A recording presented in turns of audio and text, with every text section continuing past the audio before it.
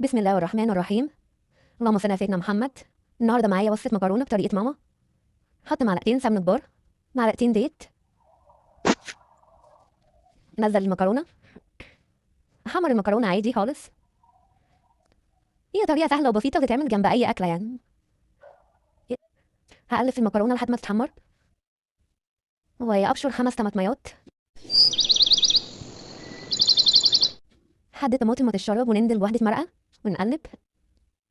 يكون عندنا شوربه او ميه مغليه، ننزل بمعلقه فلفل اسود، معلقه 7 بهارات.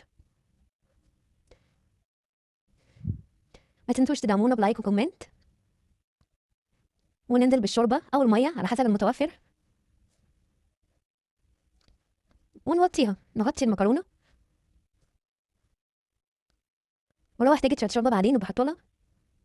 بس كده استوت معانا، وطعمها جميل جدا وتنفع جنب اي اكله. تنسوش تدعمونا بلايك وكومنت، وصلوا على النبي.